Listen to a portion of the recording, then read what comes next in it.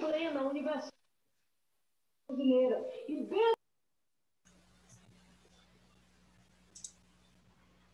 Tudo bem, Rony? Já está com a gravação, já. Então vamos dar início, então, ao nosso evento. Bom, muito bom dia ou boa tarde a todos e a todas. Agradeço novamente a presença nessa quarta edição, acho eu, do Momento Magnético, que é um ciclo de palestras realizados com personalidades ligadas à área de eletromagnetismo do país. Hoje nós teremos a participação do professor Dr. Richard Madalena Stefan, amigo nosso de longa data da UFRJ, da COP, pessoa de visibilidade muito grande na comunidade científica. Então, só para apresentá-lo, o professor Richard é engenheiro eletricista, formado pelo IME, Instituto Militar de Engenharia, em 1976, possui o título de mestre pela COP do Rio de Janeiro em 80 e doutor engenheiro pela Universität Bochum, Alemanha. Desculpe aí a pronúncia, Richard. E da Alemanha em 85, ambos em sistemas de controle. Ele concluiu um MBA em 2005 no Center for Scientific Enterprise Limited, no Reino Unido, em transferência e comercialização de inovações tecnológicas. Isso foi marcante na carreira dele pela minha sensibilidade. É professor titular do Departamento de Engenharia Elétrica da Escola Politécnica da UFRJ, pesquisador sênior do CNPq e membro da Academia Nacional de Engenharia. Eu agradeço muito a disponibilidade do professor Richard de dar essa palestra para nós, que eu tenho certeza que vai sensibilizar aí muita gente sobre os grandes desafios que ele enfrentou e está a enfrentar. Com a palavra, o professor Richard, por favor. Muito obrigado, Zé Roberto, pela introdução e pelo convite também. Eu me sinto muito honrado de poder estar falando para a Sociedade Brasileira de Eletromagnetismo. Vamos ver se eu consigo atender às expectativas, porque você colocou muita expectativa. Sobre a universidade onde eu fiz o doutorado, a cidade se fala em alemão Bochum, mas se escreve Bochum, se escreve Bochum. E eu gostava de dizer que eu tinha feito meu doutorado em Bochum, porque parece um nome de uma cidade do Nordeste, não é? Eu estudei em Bochum. É isso aí. Mas em alemão é Bochum. Tudo bem. Vamos lá, eu vou compartilhar a tela. Eu acho que deve estar aparecendo aí. Está tudo bem aí? Está tudo bem. Vendo? Então, as pessoas que me conhecem devem estar estranhando esse título de desenvolvimento tecnológico no Brasil e se perguntando, afinal, ele não vai falar dessa vez do Maglev Cobra, porque ele só fala do Maglev Cobra. Na verdade, eu vou falar, sim, do Maglev Cobra, porque toda a minha experiência em desenvolvimento tecnológico está vinculado ao projeto Maglev Cobra. E foi dessa experiência que eu tirei as conclusões daquilo que eu vou apresentar hoje. A palestra está organizada da seguinte forma: eu, inicialmente, vou falar das técnicas de levitação magnética, inclusive justificando uma palestra na Sociedade Brasileira de Eletromagnetismo.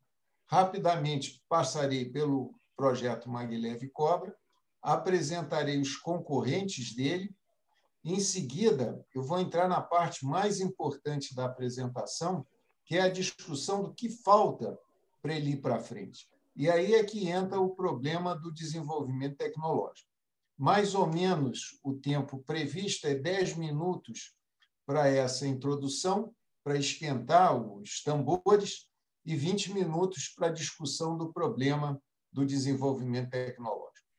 Bem, existem 3 técnicas que são usadas para o desenvolvimento de veículos de levitação magnética. 2 delas são bem conhecidas, que são forças atrativas e forças repulsivas, que você tem entre um ímã e um eletroímã, ou eletroímã e um material ferromagnético, ou entre dois ímãs de mesma polaridade. Nós todos sabemos, por brincar com ímãs, que essas são situações não estáveis. É muito difícil manter um clípse flutuando no ar se eu tenho um ímãzinho. Ele vai grudar ou vai cair.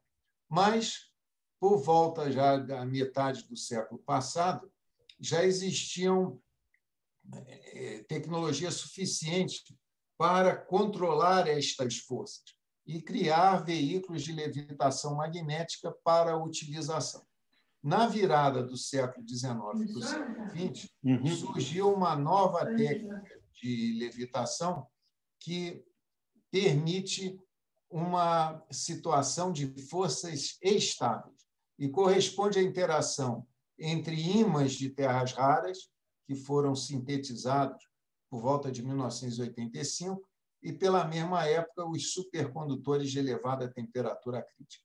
Deve-se chamar a atenção que existe um gap de 40 anos entre essas tecnologias, o que confere oportunidade de inovação ao utilizarmos um veículo de levitação magnética na base de supercondutores e ímãs.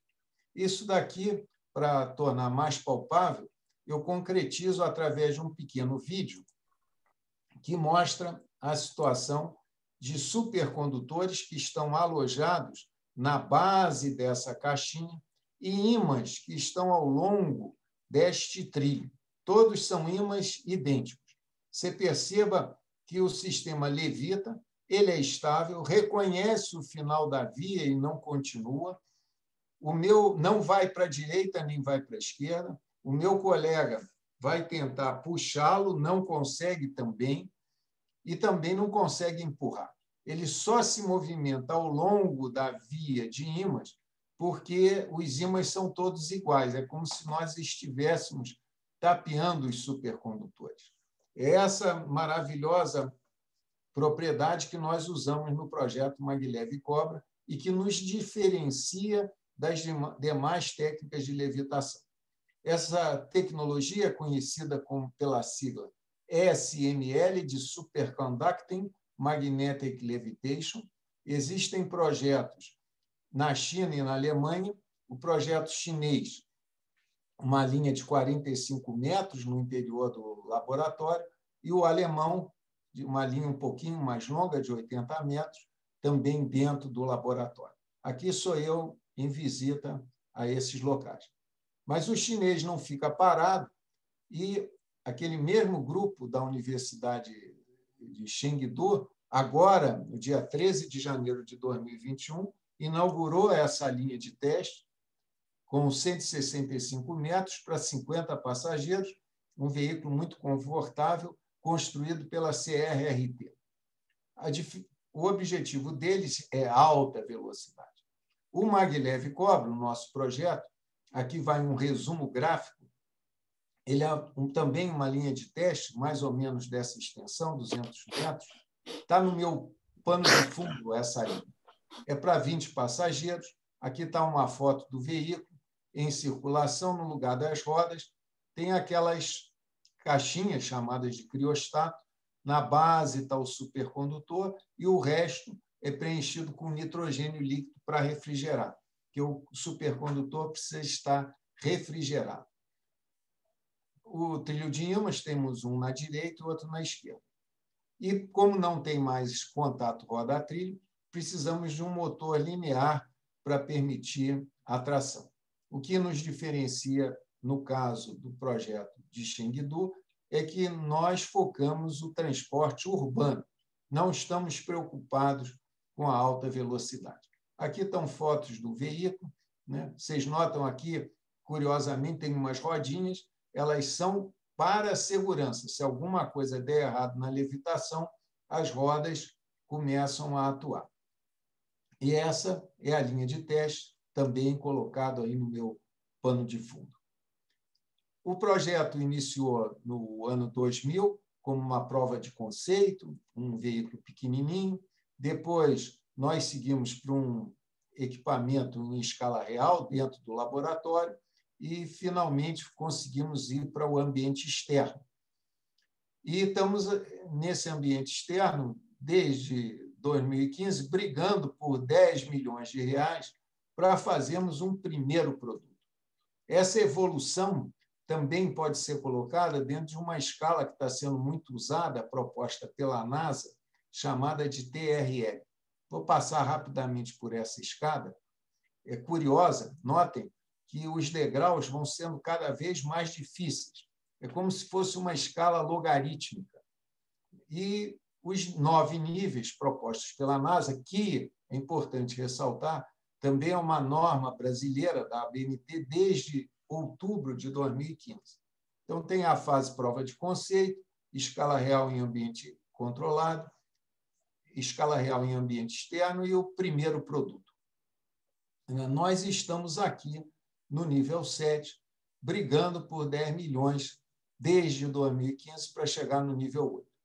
E temos que ter uma perspectiva que a NASA fica satisfeita quando faz um produto. Mas, se você, de fato, quer fazer um sistema de transporte, ainda tem um 10º degrau para se chegar à comercialização, industrialização, e aqui cabe um plano de negócios. E o sistema da NASA, os TRL, tem sido muito estudado. As pessoas já notaram que em vários projetos existe o chamado Vale da Morte, onde muitos projetos morrem aqui e não evoluem. Nós estamos justamente vivendo essa situação e lutando para não ficarmos no Vale da Morte. Então, estávamos em demonstrações abertas ao público toda terça-feira, e desde outubro de 2015 até o início da Covid, nós transportamos mais de 20 mil passageiros. Conseguimos, com isso, como se fosse o certificado do nível 7 da escala TRL. Tivemos visitantes ilustres, como foi o caso aqui do ministro Marcos Pontes, que nos visitou na aula inaugural da COP de 2019, a convite do diretor, na época, o meu colega professor Edson Watanabe. O ministro deixou palavras bonitas no nosso livro, que eu repito aqui, para todos que participam do projeto Maglev, parabéns. Tenho orgulho do que vi. Vamos desenvolver esta e outras tecnologias para o Brasil. Sucesso. Palavras importantes. Agora, vamos comparar o Maglev com o concorrente. O principal concorrente do Maglev é o roda-trilho. Todo mundo gosta de roda. Já se disse que a roda foi a grande descoberta do homem, né? Mas eu sou contra a roda. Eu acho que a roda já era. Agora vamos levitar. E vou mostrar rapidamente por quê. A roda tem atrito, contato mecânico. Isso tem problemas operacionais por fonte de mais perdas, por causa do atrito, faz barulho, necessita lubrificação e alinhamento, e tem também limitação de aceleração. Todo mundo sabe que, se quer sair do sinal luminoso com uma aceleração muito rápida, a roda patina. Em termos construtivos, também tem problema. Primeiro, a limitação de declividade. Com um contato roda-trilha, eu não posso subir qualquer declividade, porque, novamente, a roda vai patinar. E um outro detalhe importante, toda a carga no sistema roda-trilho está concentrada no ponto de contato da roda com o trilho. Se eu conseguir distribuir o peso, é muito melhor. Isso a gente sabe. Quando você está numa prancha, você distribui o teu peso ao longo da prancha. E, com isso, você consegue flutuar na água, uma coisa mágica. Assim, a levitação também tem todas essas vantagens em relação à tradicional roda e trilho. Em termos de custo de implantação, isso é importante e reforço. Estamos pensando no transporte urbano. Então, eu tenho os custos aqui do BRT do Rio de Janeiro, ficou a 30 milhões de reais por quilômetro em cada sentido. O VLT do Rio de Janeiro, que foi pelas Olimpíadas e Copa do Mundo, o monorail de São Paulo, está sendo construído, o metrô do Rio, que é mais caro por causa da obra civil, que é subterrâneo, passa em regiões já com a população presente, fazer um túnel é caríssimo. o Maglev Cobra fica ao preço de um VLT. Isso em termos construtivos. Em termos de manutenção operacionais, o custo é menor. Então, tem uma série de vantagens. E, além dessas vantagens, tem desdobramentos. O projeto vai permitir a fabricação de ímãs de terras raras. A Codenge, em Belo Horizonte, na verdade, em Água Santa, está inaugurando a primeira fábrica brasileira de ímãs de terras raras nesse ano. Tem um interesse na fabricação de supercondutores, que a tecnologia é praticamente um procedimento muito similar ao procedimento de fabricação de ímãs. Isso é uma oportunidade que se abre também para a Codenge, fabricação de conversores de potência, que é interesse da VEG, fabricação de vagões leves. O nosso veículo se assemelha mais a um avião do que a um trem tradicional. Isso daí pode ser um eventual interesse da Embraer. E a própria Marco Polo está abrindo uma linha agora para a VLT. O projeto favorece o desenvolvimento de tração linear, novos padrões arquitetônicos. E um outro detalhe interessante, a tecnologia usada na levitação magnética para transporte é a mesma empregada para mancais magnéticos, para movimentos rotativos, que pode ser utilizada em armazenadores de energia, ultracentrífugas. Na verdade, nós vamos sediar o Simpósio Internacional de Mancais Magnéticos. Era para ser em agosto do ano passado, por causa da Covid, ele passou para agora, agosto desse ano, vai ser virtual, por causa da pandemia, de forma, as taxas foram reduzidas, de forma que pode ser interessante se associar ao Congresso. O logo foi escolhido justamente para dar a ideia de um mancal magnético e ressaltando o fato de ser a primeira vez que ia ser realizada no Hemisfério Sul. Vai ser agora virtual. Bom, chegamos ao ponto principal. O que falta para nós tornarmos o Maglev Cobra num produto industrial? Onde está o problema tecnológico, desenvolvimento tecnológico no Brasil? Porque, afinal, desde 2015, ninguém quer investir 10 milhões de reais. Tem alguma coisa que não está legal aí. O que é isso? Refazendo a história, nós partimos de 2000 a 2014 numa velocidade vertiginosa, com participação de órgãos públicos, como foi FAPERJ, BNDES, empresas privadas, e concluímos sediando a conferência. Essa não é de Mancal, essa era de veículos de transporte por levitação magnética. Sediamos a 22ª Conferência de Veículos de Levitação Magnética. No último dia da conferência, inauguramos o Maglev Cobra. Foram investidos aqui, desde 2000 até 2014, 17 milhões de reais. Praticamente saímos do nível 1 para o nível 6, numa velocidade muito superior ao que aconteceu na Alemanha, na China ou na Coreia. E de 2015 para cá, nós estamos patinando. A única coisa que fizemos nesses 5 anos foi operar tanto o veículo, indo e voltando naquela linha de teste, que nos garantiu poder dizer que temos já uma maturidade tecnológica comparável a um nível 7. Mas, em termos de financiamento, não se avançou 1 centímetro. Então, essa é mais ou menos aqui como se fosse uma bomba. É curioso que essa data aqui coincide com a Operação Lava Jato. Não sei se tem alguma ligação. Escrevi um artigo justamente sobre essa apresentação, que o Rony está compartilhando aí pelo chat. Vocês, por ali, por esse link, podem ter o artigo escrito sobre esse assunto. Mas vamos tentar explicar. A explicação é mais complexa do que uma Covid ou um lava-jato. E nós vamos seguir aqui os conselhos do Bertrand Russell. é outra coisa que o Rony está compartilhando aí na tela. É muito bonito você escutar o Bertrand Russell, aos 90 anos de idade, passando 2 conselhos para a posteridade. E um dos conselhos que ele diz é o seguinte: analise os fatos, se desvincule de qualquer ideologia, de qualquer polarização. Pense nos fatos. E isso é que eu gostaria de fazer com vocês.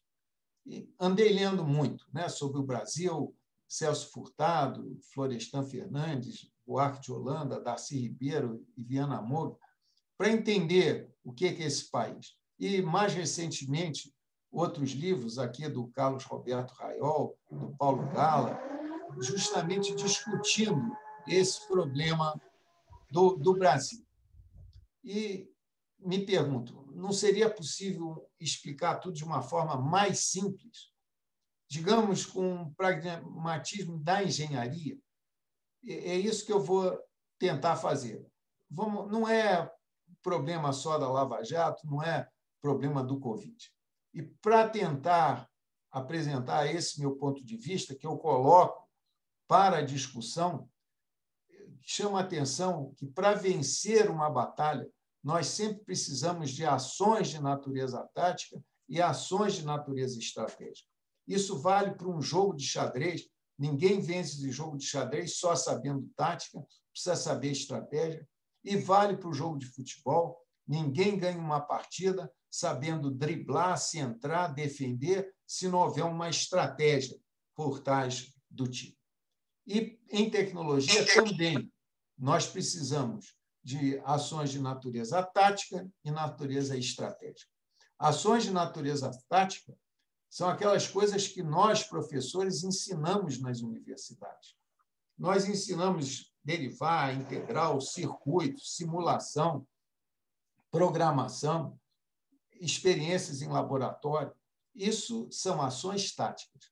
A ação estratégica, isso daí eu vou usar as palavras do meu colega Luiz Antônio Silveira Lopes, que sintetizou de uma forma que me agradou muito.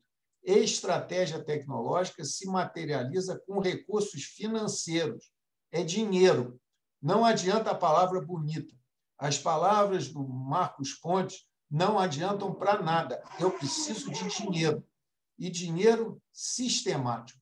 Não adianta você dar dinheiro durante algum tempo e, na hora seguinte, cortar o dinheiro. É que nem uma criança. Não adianta você alimentar a criança até 5 anos de idade e depois cortar a alimentação da criança. Ela vai falecer. Eu tenho uma tese que é que, em termos de tecnologia, nós, brasileiros, somos competentes taticamente, mas fracos em estratégia. E eu passo a essa defesa com um formalismo matemático. Somos competentes taticamente. Nossos alunos brilham no exterior, existem vários exemplos disso. Reagimos positivamente com um mínimo de estratégia. Isso aconteceu com o Proálcool, aconteceu com a exploração do petróleo, aconteceu com a Embraer, e também, eu digo com orgulho, que aconteceu com o Maglev Corp. No momento que teve um incentivo, nós chegamos ao nível muito superior ao que tinha o alemão e o chinês. Mas somos fracos em estratégia. Então, vamos ver como anda a estratégia tecnológica no Brasil. Primeiro, com uma visão macroscópica. Se nós olharmos o financiamento em ciência e tecnologia, estava crescendo até 2015 e, a partir daqui, começou a decrescer. Eu chamo a atenção dessa figura, que sempre me intrigou muito, esse triângulozinho aqui em cima. Sabe o que é esse triângulo? Esse triângulo é o Ciências Sem Fronteiras. O Ciências Sem Fronteira consumiu 13 bilhões de reais. É muito interessante fazer essa conta. Base vezes altura dividido por 2, porque isso daqui é quase um triângulo. 13 bilhões. Mas, de qualquer forma, nós vimos crescendo o investimento em ciência e tecnologia e começamos a cair. Mas não é coisa tão recente, já é mais antigo. Esse gráfico mostra o percentual da indústria no PIB brasileiro. Então, quando eu nasci, em 53, mais ou menos aqui, teve 10 anos de crescimento. Aí teve o golpe militar, 64, essa outra década, decresceu um pouco, mas voltou a crescer. Ficou estabilizado num patamar e, curiosamente, a partir da democratização, teve uma queda. Durante no início do Plano Real, uma pequena recuperação e voltamos a cair. Nós hoje estamos num patamar inferior em percentual de participação na indústria, no PIB brasileiro, do que em 1954. Então, o problema brasileiro é mais sério. Mas vamos ver como anda a estratégia do Brasil numa visão microscópica, não macroscópica. E quando eu digo visão microscópica, eu estou falando do ponto de vista do projeto Maglev Cobra. O BNDES, em 2018, lançou o Fundtech dele com o nome Pilotos de IoT. Estava dinheiro de todos esses ministérios aqui do BNDES. Pasmem. Os recursos totais, não é de projeto, totais eram de 15 milhões, dividido em 3 parcelas e cabia às cidades 5 milhões. Eu estava precisando de 10 milhões. O BNDES oferecia 5 milhões, não era por projeto, era para todos os projetos. Então, eu tinha que apresentar um projeto que ia derrotar todos os demais projetos e eu ainda ia ter que brigar por mais dinheiro. Não havia a mínima condição. Em 2020, a FINEP lançou um edital em tecnologias 4.0. E aqui, para cidades inteligentes, 5 milhões. Engraçado, esse número 5 milhões parece que fascina. Mas, cuidado, não é 5 milhões por projeto, é 5 milhões para todos os projetos, todos. Isso daqui está em sintonia com essa portaria 1122 do Ministério da Ciência e Tecnologia. Essa portaria é linda, dá prazer ler essa portaria. Ela organizou as prioridades de projeto em 5 linhas de ação. É baseado nessa portaria que foi feito aquele edital da FINEP e foi feito também esse outro edital da FINEP em dezembro de 2020, ligado a materiais avançados e minerais estratégicos. Nós concorremos nele. Nesse caso, eram concedidos 10 bilhões de reais. Cuidado, 10 bilhões para todos os projetos, todos. A demanda qualificada foi de 108 projetos. Ao todo, tinha mais de 150. 108 foram considerados razoáveis. Desses 108, foram contemplados 5, porque o valor sugerido era limitado em 2 milhões de reais. 5 projetos vezes 2 milhões, 10 milhões de reais. O Maglev Cobra, que concorreu, nós concorremos, ficou em 9º lugar com nota 9,4. Ora, 9,4 é conceito A numa disciplina. Nós fomos reprovados com conceito A, porque a melhor forma de resolver o problema de falta de recurso é colocar o nível a ser atingido, como fazendo aquela analogia com o salto de vara, o sarrafo lá em cima. E aí abriu um edital. Há uma preocupação com materiais estratégicos, mas essa preocupação não se concretiza em dinheiro. É que nem aquele namorado que fala para a namorada: eu te amo muito, mas na hora H de colaborar, de ajudar a fazer uma prova, de acompanhar o pai que está no hospital, foge. Então, não quero, não são problema de palavras bonitas, é problema de dinheiro, recursos. E essa é a situação microeconômica. Mas o que significa 5 milhões de reais? Vamos materializar isso, porque para uma pessoa física, 5 milhões é muito dinheiro. Não sei, porque, olha só, nessas malinhas aqui, tem 50 milhões contidos, 50 milhões de reais.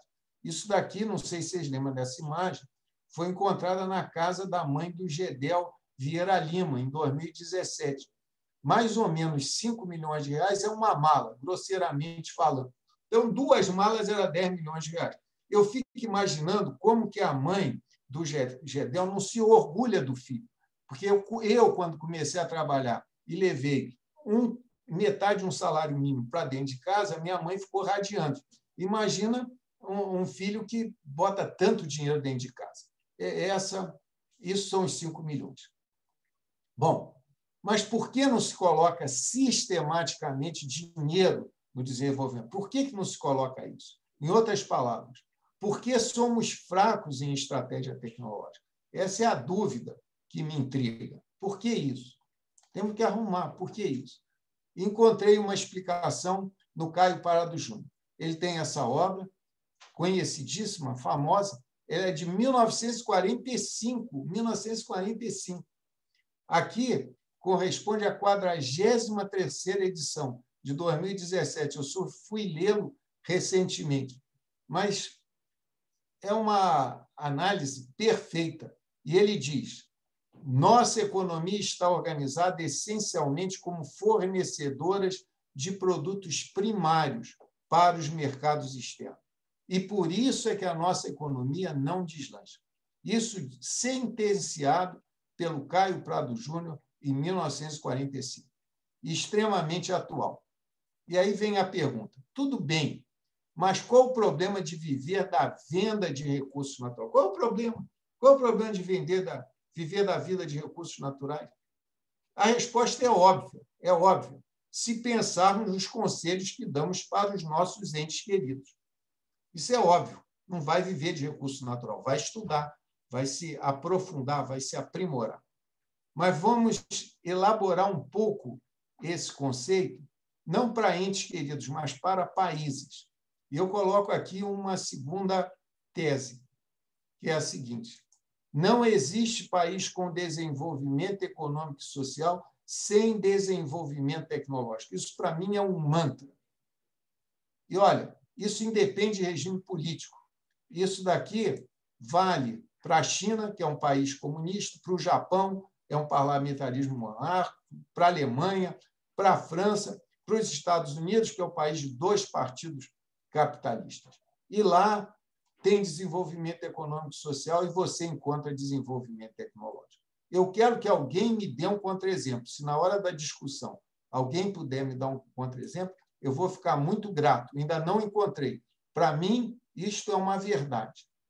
Mas, enquanto isso, na nossa economia organizada como fornecedora de produtos primários para mercados externos, que continuamos assim, exportamos soja, mas passa-se fome. A população brasileira está passando fome. Exportamos minérios, mas falta moradia, água encanada, esgoto, tratamento de lixo. Então, a gente não pode fazer cano, não pode fazer vergalhão para construir as casas. Isso é muito importante. Importamos as sementes, os fertilizantes, trator, drone, damos água, solo, sol e gente, como uma barriga de aluguel produtora de alimentos. Muito se nos ufanamos na nossa produção agrícola, mas nós funcionamos como uma barriga de aluguel. Se a safra não der certo, não se vende. Se a safra tiver algum problema, o importador não compra. É como uma barriga de aluguel. Se a criança não nascer do jeitinho que o pai, que o doador do óvulo, do esperma deu, não vai querer o filho. Essa é a situação que está. Mas vamos continuar elaborando isso. Não existe país com desenvolvimento econômico e social sem desenvolvimento tecnológico. Essa simples constatação destrói a teoria das vantagens comparativas, que foi formulada por um inglês de nome Ricardo, é o sobrenome dele, mas eu digo que ele é meu xará, em 1817, quando a Inglaterra estava no auge da Revolução Industrial. Ele propôs essa teoria das vantagens comparativas que nos coloca como meros produtores agrícolas e fornecedores de matéria-prima. Essa é a situação. Insisto ainda nesse mantra e uso aqui princípios de lógica. Não sei se vocês lembram disso, no vestibular tinha que estudar muito isso. A tautologia, não, P e não Q, é P implica Q. E P é desenvolvimento econômico e social. E Q é desenvolvimento tecnológico. Não vou discutir aqui por causa de tempo, mas, em suma, essa frase, esse mantra, pode ser colocado como essa sentença matemática: o desenvolvimento econômico e social implica no desenvolvimento tecnológico. Isso é dito que o desenvolvimento tecnológico é uma condição necessária para o desenvolvimento econômico e social. Mas o desenvolvimento tecnológico não é condição suficiente para o desenvolvimento econômico e social. Para isso daí eu tenho exemplo. Veja, a Alemanha nazista, ele tinha desenvolvimento tecnológico. Fazia V2, fazia muitas coisas, automóveis e tal, mas não tinha desenvolvimento econômico e social. A mesma coisa a União Soviética e a China do Mao Tse-tung. Acontecia isso. O que falta, então, para o desenvolvimento econômico e social? Falta estratégia política. E estratégia política é mais do que estratégia tecnológica. Estratégia tecnológica é um subconjunto da estratégia política. Agora, a gente pode fechar o problema do desenvolvimento econômico e social. Para ele existir, é necessário e suficiente um desenvolvimento tecnológico. Desenvolvimento tecnológico tem que estar presente e estratégia política. Bem, e o que é estratégia política? Estratégia política, vamos aprender com o Caio Prado Júnior, é focar nos genuínos problemas brasileiros. Nos genuínos, falta de água, falta de luz, falta de saneamento básico, falta de moradia, falta de transporte. A estratégia política não é tratar política como futebol. Mas no país do futebol, onde nós estamos, né? Isso daqui são os times da primeira divisão. Nós temos mais partidos políticos do que time de futebol. Nós temos vários times vestindo camisa idêntica. Olha esses três aqui, olha esse outro aqui, olha esses dois. Camisa idêntica, a mesma coisa que esses partidos políticos. E o mais grave de tudo, o mais grave, discutimos política como futebol. O cara ele é a favor do fulano de tal, não quer saber, o fulano de tal não tem defeito. Eu sou Vasco, o Vasco não está nem aqui nesse coisa. Para mim, o Vasco não está aqui, não é por falta de competência, é por injustiça. Teve algum juiz que roubou, que maltratou o meu time. E a gente continua desse jeito. E desse jeito, nós vamos continuar perdendo de 7-1. Vamos. Mas calma, pessoal, calma. Há uma luz no fim do túnel. Há uma luz no fim do túnel. E há uma luz, uma micro-oportunidade. Uma micro-oportunidade que o Maglev cobra. Que a FAPERJ, a minha querida FAPERJ, lançou um edital de mobilidade urbana. Tá?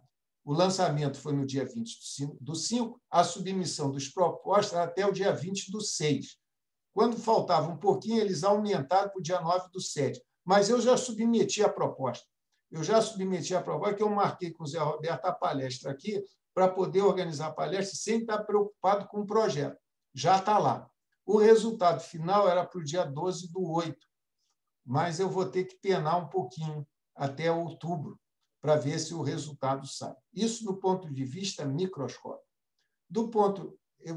O máximo, o teto é 3 milhões, e eu estou concorrendo pelos 3 milhões. Com esses 3 milhões, não é os 10 que eu queria, mas eu vou conseguir fazer um veículo industrial, vai ser parceria com a Aeromóvel, fazer uma tração melhorada em parceria com a Equacional, aí o Zé Roberto conhece bem, e conseguimos a operação diária. E darmos esse passo importantíssimo para o 8. E, em termos de macro-oportunidade, agora, em junho de 2021, o meu amigo Luiz Alfredo Salomão publicou o livro O Brasil e o Futuro. Em breve estará disponível para compra na internet. Ele tem um videozinho no YouTube falando sobre o livro. O Rony também vai compartilhar aí no chat. E o Luiz Alfredo Salomão, que foi secretário de Assuntos Estratégicos, foi também parlamentar constituinte, com uma visão ampla, detalha, ele faz um raio-x da situação do Brasil, dando muito e umas orientações. Eu até critiquei, falei, olha, Salomão, é muita coisa, as pessoas ficam perdidas. Mas tem um capítulo que ele fala o caráter estratégico da educação, na página 148. Eu acho que isso daí foi sensacional. Ele diz, quase tudo na vida social e econômica depende do nível de educação da população. A educação é a única via possível para a redução drástica das distâncias econômicas, sociais e regionais. Bem, concluímos. Afinal, nós nascemos para ser águia ou galinha? Para que o brasileiro nasceu? O Leonardo Boff, quem não conhece esse livro, aconselho profundamente, 52ª edição, ele coloca com uma perfeição enorme. Mas eu me pergunto, será que a gente não pode ser alguma coisa diferente da águia ou da galinha? Por exemplo, um tuiuiu. Olha essa árvore, Brasil, olha que coisa linda, 3 metros de asa, 1,60 m. Macho e fêmea cuidam da prole. Voam centenas de quilômetros, estão espalhados pelo Brasil. Eles podem ser um exemplo. Nós não queremos ser águia, nós queremos ser tuiuiu.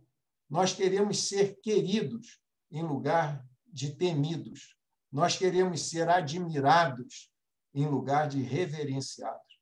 Nós queremos ser felizes em lugar de poderosos. Bem, eu tenho muitas pessoas para agradecer, muitas. Quando eu botei esses nomes aqui, eu vi que eu estava pondo só a pontinha de um iceberg. Tinha mais gente para agradecer, mostrando que o desenvolvimento tecnológico é um gerador de emprego também. Eu agradeço também a vocês, com essa imagem bonita da bandeira do Brasil, retratada em várias fotografias. Particularmente, eu gosto muito dessa, que mostra o dedo de Deus na Serra dos Órgãos, essa montanha linda, está aqui o verde, o amarelo, o azul e o branco, e esses contornos esculpidos em rocha remetem àquela frase que diz que Deus escreve reto por linhas tortas. Obrigado, Zé Roberto. E a vocês todos. Se tiver pergunta, eu ficarei muito grato. Professor Richard, muito obrigado. Olha, eu fiquei emocionado aí com o seu pronunciamento, Richard. Já acompanho sua trajetória há muito tempo, sei o esforço, a luta que você tem realizado, as conquistas muito grandes que você conseguiu, que a meu ver, me confere a mim, pelo menos, a confiança que o objetivo final será conquistado. Mas, enfim, a luta é dura. E você é um bom lutador. Eu acho que todos que assistiram essa palestra aí se emocionaram como eu, com suas palavras, suas colocações, um conhecimento profundo do brasileiro, sabe exatamente o que nós precisamos, como agimos e o que falta aí para que a gente consiga ser, de fato, uma nação, né, respeitada por todos, não só por ter a maior agronegócio do mundo, mas também por ter um país desenvolvido com participação substancial da indústria. Essa questão que você tocou da indústria, sobretudo, é fundamental. Não sei se você sabe esse número, mas eu descobri esse número recentemente. Nós fechamos 27 mil indústrias nos últimos 4 anos. Quer dizer, se nós não recuperarmos a indústria, se não partirmos para um processo de reindustrialização, esquece, não tem solução para esse país. Quer dizer, é essa a nossa dificuldade. Então, agradeço sua apresentação, muito rica, né?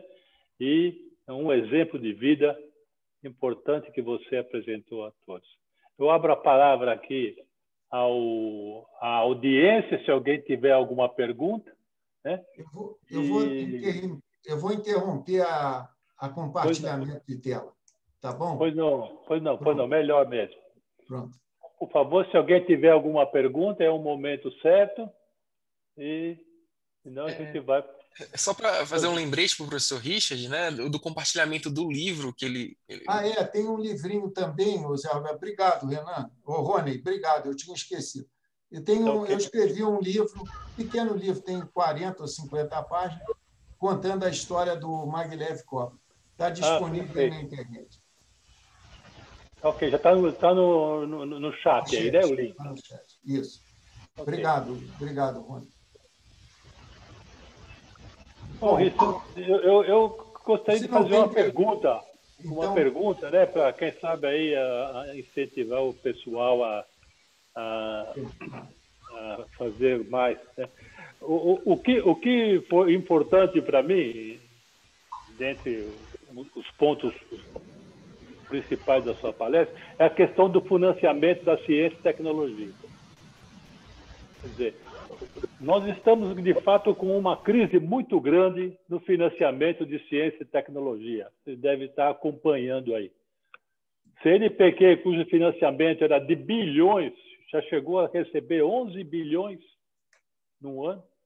Agora vai receber recursos da ordem de milhões, dezenas de milhões. Quer dizer, um negócio à escala. Não é uma escala abaixo, são N escalas abaixo daquilo que a gente recebia.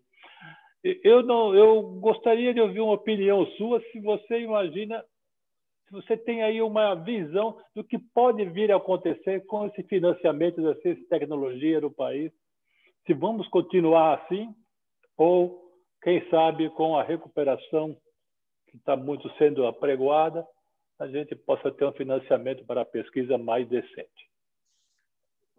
Zé Roberto, tenho muita confiança que isso vai acontecer, porque não tem outra saída.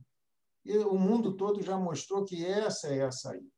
Nós não estamos... E começando pela educação. Aquilo que o Salomão destacou no livro dele é importante. A educação é central, a educação básica.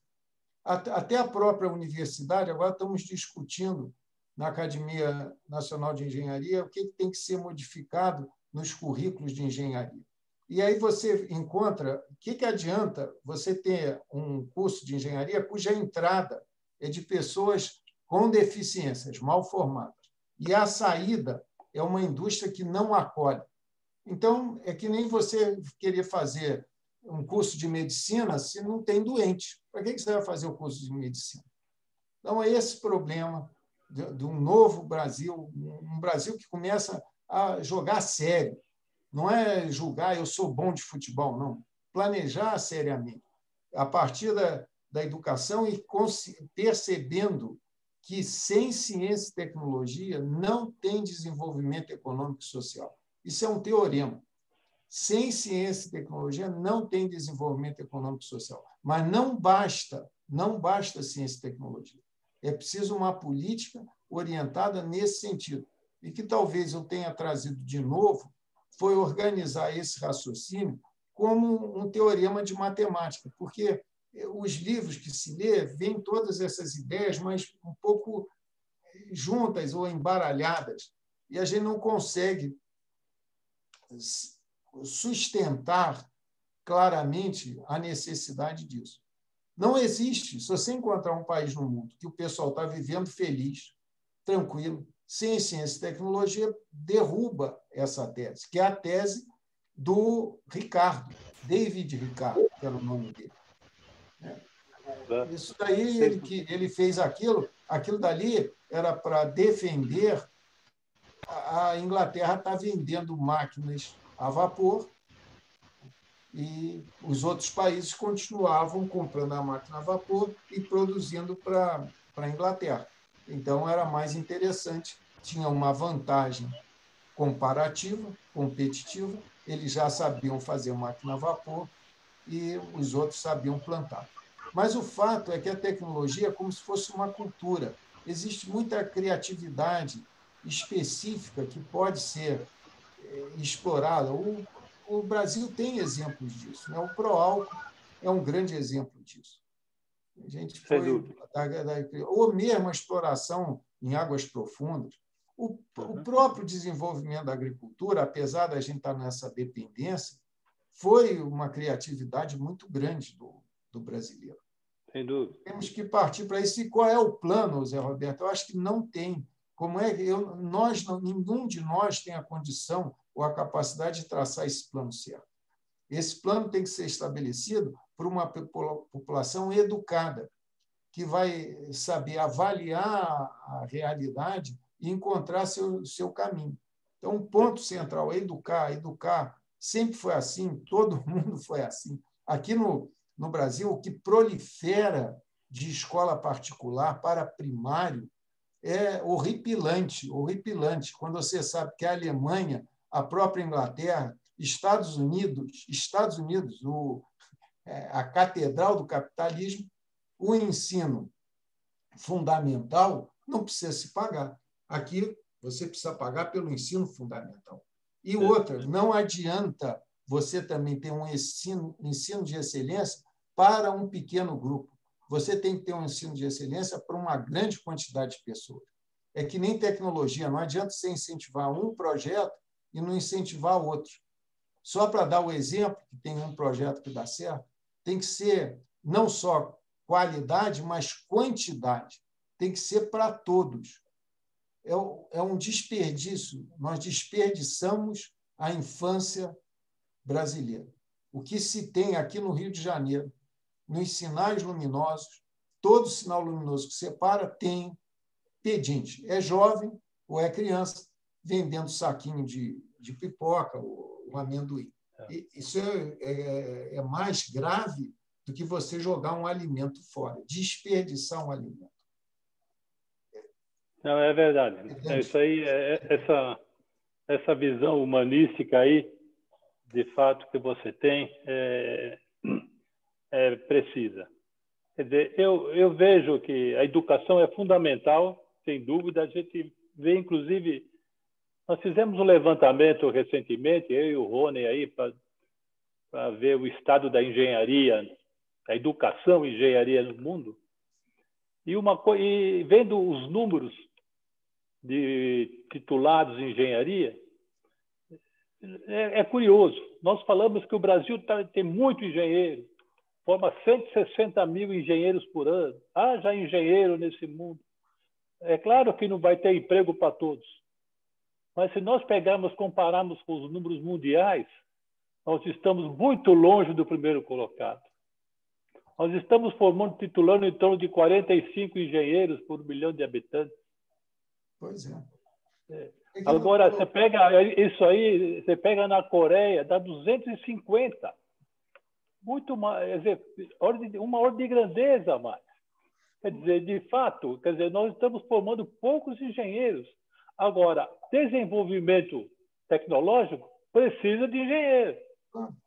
Quer dizer, então, é curioso isso, e quando a Coreia estava lá na década de 70 com PIB menor que o de Gana, eles entenderam que aquela economia que estava fraca só iria aumentar se tivesse mais engenheiro. Aqui no Brasil é o inverso. Né? Nós estamos com a engenharia fraca, então acaba com a engenharia, fecha as escolas. É um negócio curioso.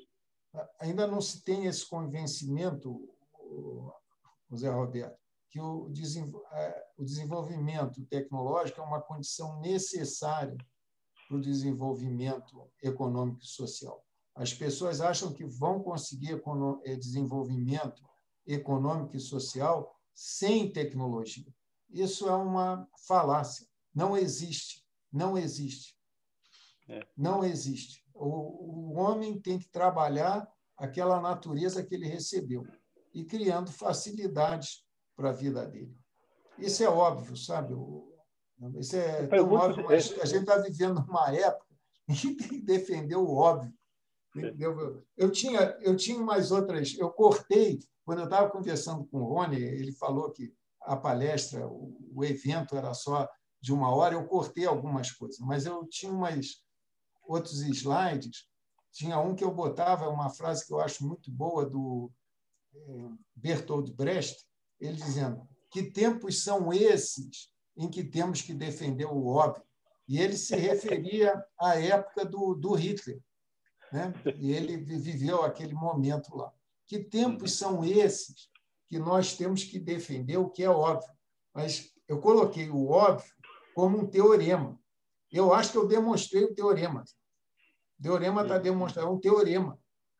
Então, se não houver nenhum contra-exemplo ou alguma coisa que mostre essa sua demonstração está errada, é isso que tem que ser feito, sem demora, agora. Então, tudo aponta para isso, tudo aponta para isso. Ainda, se não for, vamos ter grandes sofrimentos pela frente. Ô Zé Roberto, a gente, quando dá aula, diz assim, quando faz uma aula e não tem pergunta, tem duas possibilidades. Ou o pessoal entendeu tudo ou não entendeu absolutamente nada. Como eu acho que o assunto que eu coloquei é tão simples, todo mundo entendeu tudo. E é tão óbvio que as pessoas ficam sem graça de perguntar. É claro que é isso. Não tem nada que perguntar. É só mãos à obra. A sua palestra aí nos faz refletir, viu, Richard? Você tocou um assunto importante, por exemplo, eu me recordo, durante a sua apresentação, você citou, nós somos o celeiro do mundo da agricultura. Alimentamos o mundo todo. No entanto, nós temos um brasileiro morrendo de fome. Pois é. Tá certo? Você colocou isso com grande propriedade.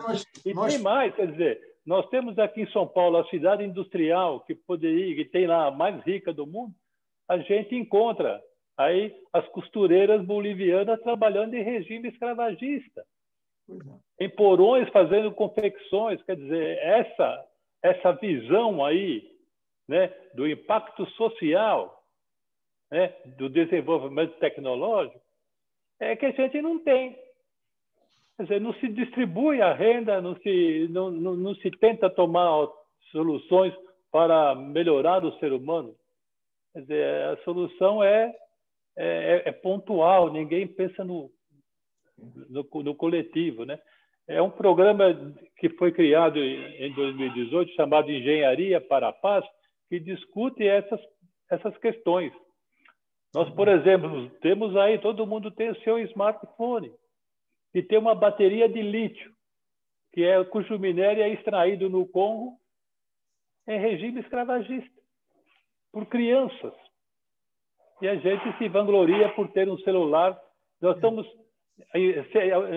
fala que nós somos o agente da felicidade, porque todo mundo com celular se sente feliz, mas talvez estamos sendo agente da escravidão. Quer dizer, essas são questões que precisam ser discutidas, né, justamente com o desenvolvimento tecnológico, que no nosso é muito fraco ainda. Porque isso, Roberto, esse teu exemplo reforça o fato que a tecnologia é uma condição necessária, mas não suficiente. Ela não é suficiente. Não basta ter a tecnologia. É preciso ter uma política adequada para usar essa tecnologia. E, no caso brasileiro, é muito simples. Essa estratégia é focar nos problemas brasileiros. Focar na fome, focar na falta de transporte, na falta de água, de luz, de tratamento de lixo, da produção de remédios também.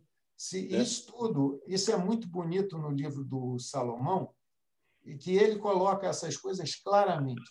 Ele não só pensou na educação, ele viu de uma forma geral, falou no problema da defesa do Brasil, da importância da segurança pública. Em todos esses elementos existem oportunidades para o desenvolvimento. O subtítulo do livro dele, que está comigo aqui, é Da Reindustrialização ao Fim do Preconceito Social.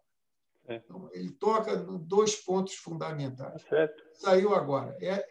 Vai ser base da plataforma do Clube de Engenharia. O Clube de Engenharia está elegendo uma nova diretoria e a base da plataforma, o Salomão vai ser candidato a vice-presidente, é essa aí. Então, e a ideia do Clube de Engenharia do Rio de Janeiro é começar a se associar, por exemplo, com o Instituto de Engenharia de São Paulo e com outros clubes de engenharia pelo Brasil afora, para se chegar lá.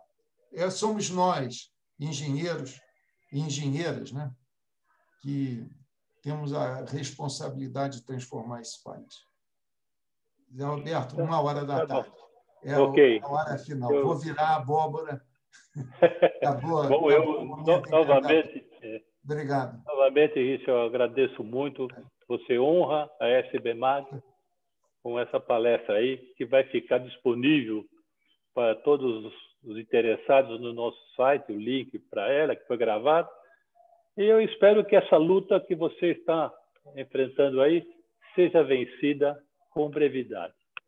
Agradeço novamente, um grande abraço para você e mande meu abraço carinhoso aos meus amigos aí da UFRJ. Obrigado, Zé Roberto. Até a próxima. E agradeço a audiência, né? Também. Pela participação. E nós Obrigado, teremos agora, no próximo dia 28/7, um outro encontro, dessa vez com o professor Sartori. Eu espero que ele fique aí, não saia a gente possa conversar um pouquinho para agendar a nossa palestra. Um abraço, pessoal. Até mais. Obrigado, Zé Roberto. Obrigado.